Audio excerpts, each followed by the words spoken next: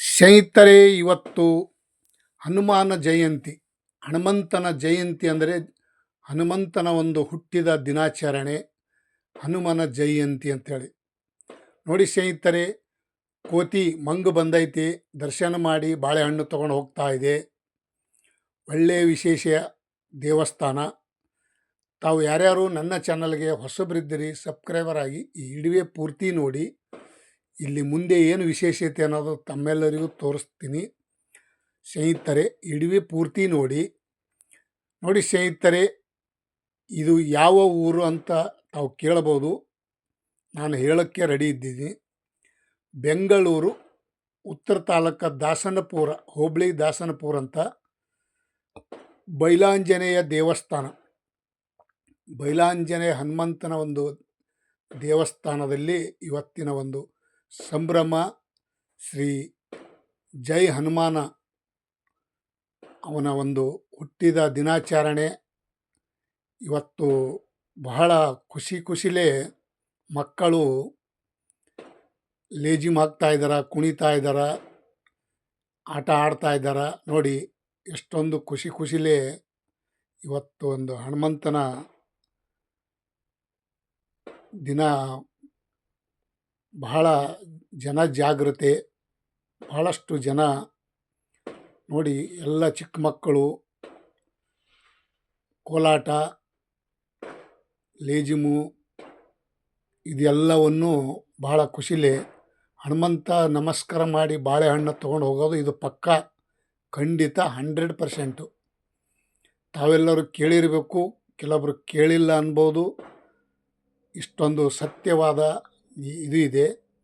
ಇಲ್ಲಿ ಹನುಮಂತನ ಒಂದು ದೇವಸ್ಥಾನದಲ್ಲಿ ಪ್ರತಿಯೊಬ್ಬರು ಯಾರಾದರೂ ತಮ್ಮ ಮನಸ್ಸಿನಲ್ಲಿ ಇಚ್ಛೆ ಮಾಡಿಕೊಂಡು ತೆಂಗಿನಕಾಯಿ ಮಂತ್ರಿಸಿಕೊಡ್ತಾರೆ ಐನೋರು. ಅದನ್ನು ತಗೊಂಡು ಪ್ರದಕ್ಷಿಣೆ ಹಾಕಿ ಕಟ್ಟಿದ್ದರೆ ಅವರ ಮನಸ್ಸಿನಲ್ಲಿ ಏನು ಅಂದಿದೆ ಈಡೇರುತ್ತದೆ, ಏನು ಅಂದಿದೆ ಆಗುತ್ತದೆ. ನೋಡಿ ಸ್ನೇಹಿತರೆ, ಇದು ಪಕ್ಕಾ 100% ಗ್ಯಾರಂಟಿ ಅಂತ ನಾನು ಹೇಳ್ಬೋದು.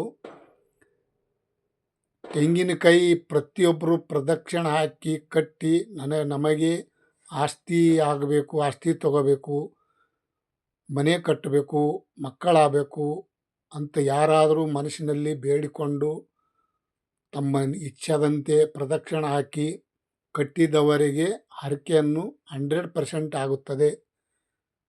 ತಾವು ಎಲ್ಲರೂ ಈ ಹನುಮಂತನ ಒಂದು ಭಕ್ತಾದಿಗಳು ಹೋಗಿ ತಮ್ಮ ಮನಸ್ಸಿನಲ್ಲಿ ಏನಿದ್ದಿದ್ದು ಬೇಡಿಕೊಂಡು ತೆಂಗಿನಕಾಯಿ ಕಟ್ಟಿ ಒಳ್ಳೆಯದಾಗುತ್ತದೆ.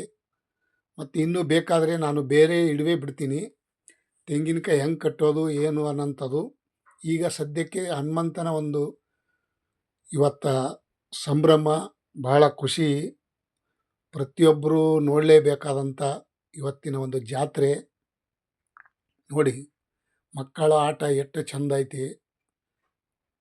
ಯಾಕಂದರೆ ನಾನು ಇದು ಅವರು ಲೇಜಿಮು ಹಾಕಿದ್ರು, ಮ್ಯೂಜಿಕ್ ಹಾಕಿದ್ರು, ನಾನು ಮ್ಯೂಜಿಕ್ಕು ಸೌಂಡು ಕ್ಯಾನ್ಸಲ್ ಮಾಡಿದ್ದೀನಿ.